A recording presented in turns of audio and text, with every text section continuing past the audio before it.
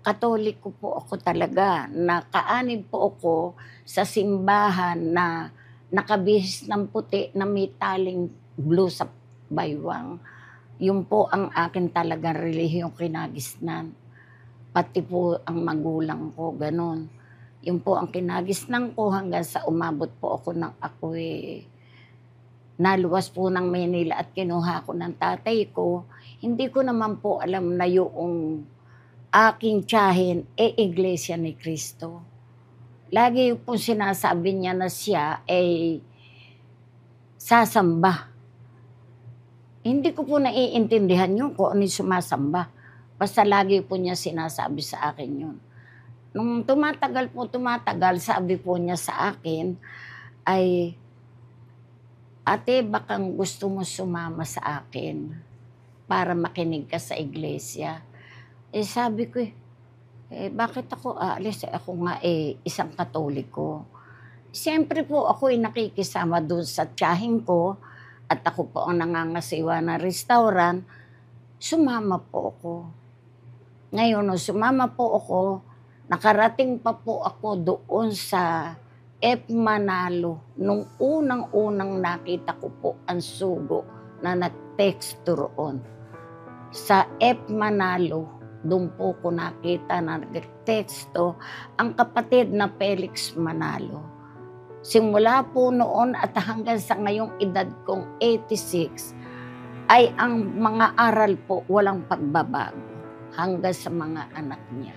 Yun po ang nadidinig kung talagang ikaliligtas ng isang Iglesia ni Cristo. Kaya po ako hanggang sa edad kong ito, hindi po ako aalis na sa Iglesia ni Cristo. Hanggang sa ngayon po ang pagtuturo nakatanim sa puso. Ang natatandaan ko po ay ang talagang maliligtas ang Iglesia ni Cristo. Bakit po ninyo tinanggap yung pagtuturo ng sugo? Naririnig ko po sa pagtuturo na huwag paniwalaan, ako'y tao lang. Ang paniwalaan natin yung nasa Bilbya, sinulat sa Bilbya. Yun po ang paniwalaan natin na siyang sandalan natin habang tayo'y nabubuhay. Mahirap po ang pinagdaanan ko. Ako po ay kinasal doon sa mister ko. Ang tatay ko lang po ang humarap, lahat ng kapatid ko ayaw. Dahil bakit ako nag-iglesia? Sarado po kaming Katoliko lahat. Ako lang po ang iglesia. Sa tulong po ng Diyos ngayon, ako, naakay ko rin yung aking mga pamangkin na mga iglesia po, na nga may tungkulin sila at nakilala nila kung ano ang aral ng Iglesia ni Cristo. Ang hindi ko po makakalimutan na talagang nakatanim sa isipan ko ay ang maliligtas ang Iglesia lang ni Cristo. Yun po ang natanim sa puso ko hanggang sa ngayong edad kong ito. Sa awat tulong po ng Diyos, sa edad kong ito, nasa kaluwalhatian na po ang Iglesia ni Cristo ngayon. Hindi po katulad noon na talagang kinukutya ang mga kapatid.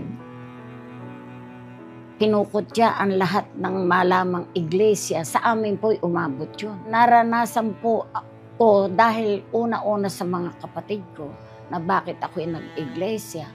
Pero hindi ko po pinansin yun dahil sa ako po talaga sigurong sa iglesia ako. Basta po ako sa edad kong ito ngayon, ang pinagtutuunan ko po ako maging tapat na Iglesia ni Cristo. Hanggang sa huling sandali ng buhay ko. At ang aking pong tungkulin, hindi ko po pababayaan. Nasabi po ninyo maluwalhati na ang Iglesia ni Cristo ngayon. Maluwalhati na po at hawa na po ang mga kapatid ngayon. Hindi katulad nung araw, inabutan ko po iyon na ang mga kapatid halos pag po nasabing Iglesia ni Cristo, talagang inaano ng mga tao. Lahat po ng anak ko, awa ng Diyos, ay ako po nagsikap sa mga anak ko. Lahat po sila tapos ng pag-aaral. Yung mga apo po ninyo, Ang kumusta? mga apo ko man po, ganun din. Sa awat tulong ng Ama. Yan po ang mga biyayang ibinigay sa akin ng Diyos. At hanggang sa ngayon, ang mga apo ko po hindi ko pinababayaan na hindi sasamba sa kabataan. Kaya hindi lang po sa iglesia sa kabuuan na nagtagumpay, naging maluwalhati.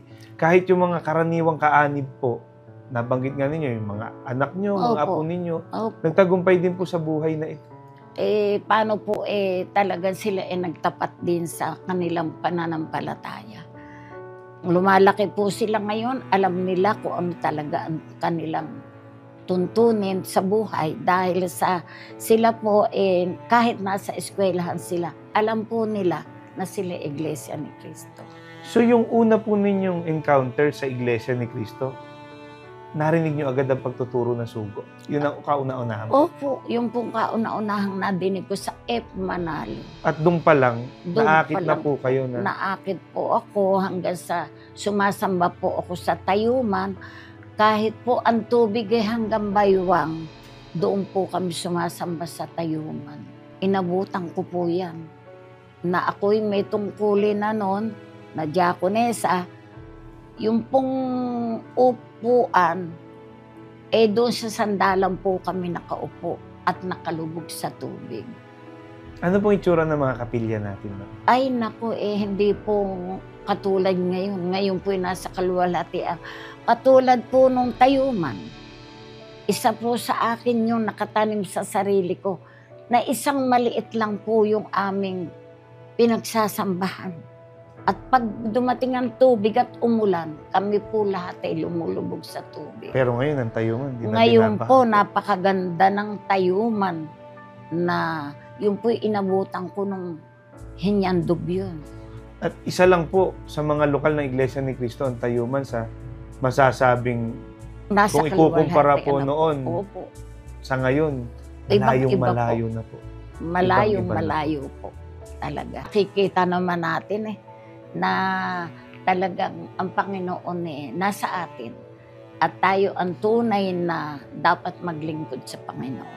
Tama po. Katuparan po ng mga pangako ng ating Panginoong Diyos, Opo. hindi lang po sa kanyang sugo, sa kapatid na Felix Manalo, na kanyang palalakasin, No po. tutulungan, Tutulungan. at aalalayan na yung pangako pong yun ng ating Panginoong Diyos sa sugo, sa kapatid na Felix Manalo, tinupad niya rin po. Opo. Hanggang sa kabuuan ng iglesia, hanggang sa mga kapatid o kaanib sa Iglesia ni Cristo, at yan po ang nakikita po natin na nangyayari po ngayon Opo. sa panahon po natin ngayon. At sa Talagang, panahon po ng Opo. pamamahala ng kapatid Na na Eduardo V. Manalo. Eduardo Manalo.